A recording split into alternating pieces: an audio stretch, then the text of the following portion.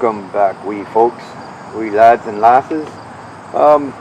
So last time we were talking about, my wee correction about where Labrador is. It's not quite the Arctic, but almost.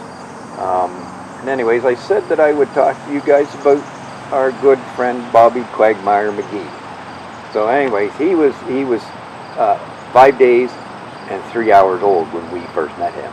So he was up there in that funny farm too. It's a great place to go if you've never been. I mean, that funny farm, weird things can happen. Well, at least some people might think they're weird, but we thought it was pretty normal that a pig would say moo and a cow would say oink and a dog would say quack. Things like that. Just normal up there. So anyways, our good friend Bobby, we hung out with him for a couple of weeks and so forth, but then he decided he wanted to go for mining. He wanted to do mining for gold. So he went over to the Yukon. I don't know if you know where that is now. That's on the far, far west and north of Canada. So a lot of people went up there back in the 1800s to do some searching for gold. But Bobby, he went much later. He went, a couple years ago now. Anyways, he went there searching for gold, and he went into a place called Dawson City, and that's way up there in the north. It's close to Alaska. And anyways, he did his gold mining there. He found so much gold, he didn't even know what to do with it anymore. Some guys go up there and they don't get any gold. They just go up and basically turns into a vacation for them. A top vacation because there's a lot of bugs up there. So anyways, good friend Bobby there, he found all this gold, and he told us that he found so much that he would hide it under rainbows. Who would ever think to hide it under a rainbow? But he said, you know what, I hid it under rainbows because I figured nobody's ever going to find it. Nobody. Well, I guess our friend Bobby didn't know much about them there leprechauns in Ireland, because they sure know how to find the gold under them rainbows. I've tried to find it. I see a rainbow and I go looking for it. I look for the end of it. I can never, ever find the very end of a rainbow, so I never find the gold. So anyways, I'd like to tell you a little bit more about Bobby here. Bobby, of course, he was a short little guy, and he used to wear this trench coat all the way down to his ankles, and he used to wear these boots all the way up to right up to his waist there, right up to his belt. So the reason why he used to do that, because it gets really cold up in the Yukon. And by the way, the Yukon does actually go up to the Arctic Circle, so it does get cold.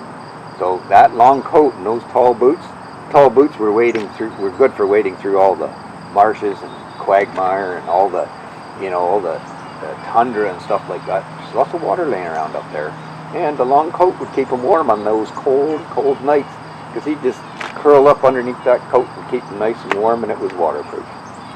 So our good friend Bobby, though, he had two of the best friends you can ever imagine. So I'm going to introduce you to Jeff and Jack. These were his best friends. They went with him everywhere, through thick and thin. You know that saying where they say a dog is a man's best friend? Well, they sure were Bobby's best friends. I tell you, they went everywhere. They ate with him, slept with him, and they dug gold, because they see the big paws they got on there. Those are great for digging in the dirt and the rocks, especially around the rivers and that, because these dogs love the water. They would be in the water all the time digging for gold. So anyways, that's our Bobby, and yeah, he did find a lot of gold. And it's been a few years since we've heard from him, because last we heard, he was up in the Tombstone Mountain range, just up near, just north of that town called Dawson City. Not very big. I don't know why they call it a city. I think there's only less than a couple thousand people that have ever been there.